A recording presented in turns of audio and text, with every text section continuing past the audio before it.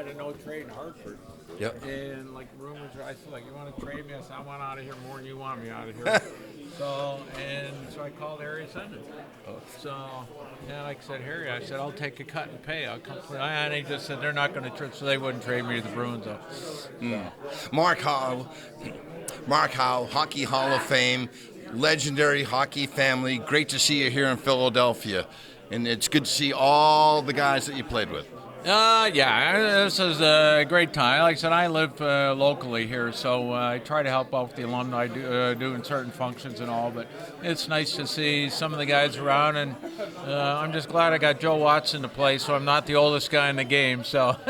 There you go. Hey, you began your career, actually, U.S. Olympics, 16 years old, and you medaled in Sapporo. Yeah, I was very fortunate. I was one of the small cogs in the wheel. I lived with three guys from Boston, Dick McGlynn, Stu Irving, and actually Robbie Fatorik was great. Was great to me. Robbie was probably the closest to me in age, and he kind of led me around by the shoestrings. So yeah, those three guys were wonderful to me, and yeah, it ended up being a great opportunity. I was supposed to go to Toronto to play junior hockey, and in that case, I wouldn't have been able to play. But I had knee surgery, so that delayed that, and fate worked out in my favor. Absolutely. So the World Hockey Association comes along. Second year, your dad, Gordy, your brother, Marty, and your mom, Colleen, who probably was most instrumental in putting that together, put you on the Houston Aeros. What a marvelous experience. And you came in as a left winger.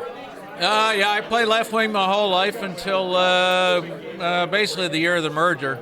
I think it was 79. Actually, I played the first 3 or 4 games on left wing on my dad's line, and I'll never forget, we had a game in Buffalo, and we came in the locker room. My name was up on the board as a defenseman. And I went and erased it, and I put my name back up on left wing, and the coach came in and yelled at me. So, and I said I thought somebody was playing a joke, but I think Bill Dineen had played me maybe 30 games down in Houston. We had a lot of injuries, so they put me back there, and so I had a little bit of experience playing defense there. But yeah, I never really learned to play defense until about a year and a half in Hartford. Then I had that really unfortunate bad injury. And then, but I've always credited, when I came to Philadelphia, Eddie Van Impe used to come on the ice, and the knowledge that he had, he told me that. I tried to work on it, and I had some great partners and great teammates. So it was a wonderful experience for me to be here. Sure, and back-to-back Avco Cups. Then, as you said, you mentioned you moved on to the New England and the Hartford Whalers and in Connecticut, and that was a nice experience as well, wasn't it? Oh yeah, and I just lived outside of Hartford, in Avon, and I had a wonderful time. My brother Marty still lived up in Glastonbury. I get there quite a bit. I've done a lot of fishing down in Long Island Sound, but yeah, and I loved it.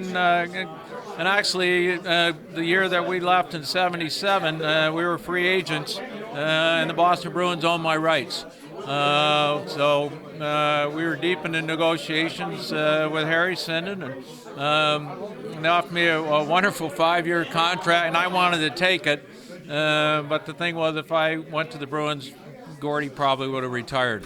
And I said, it's not going to be on my resume that I did that to Gordie Howe. So, yeah, so and it worked out. Like I said, I will always cherish the 7 years that Marty, Dad, and I got to play together. And but yeah, I mean, if Gordie was a normal human being and would have retired at the normal age, I would have been a Boston Bruin in '77. That's great. And finally, you came to such a great franchise where you established yourself as one of the greatest defensemen in Flyers history, plus minus. Boy, could you scoot and move the puck. But this franchise, wow, in Philadelphia. Yeah, like I said, it was the way I was brought up to play the game. It was all about team, and it's about winning as a team, never individual, and that's the motto of this organization. Bobby Clark, Bill Barber, those guys, they set the standard, and it still resonated through all the guys that I played with here. And through Brian Propp, Dave Poulin, Timmy Carell, like a lot of wonderful players, and a deep lineup. And the group of guys that I played with here, I'm probably the closest with that I ever played, just because we had so many experiences together. We didn't win the cup, but we had a lot of success together, and it was probably the closest, tightest knit group of guys. Great. Hockey Hall of Famer Mark Howe. Thank you, Mark. Yeah, thank you. Thanks, buddy. Okay. Sorry, were we in front of you, Dennis?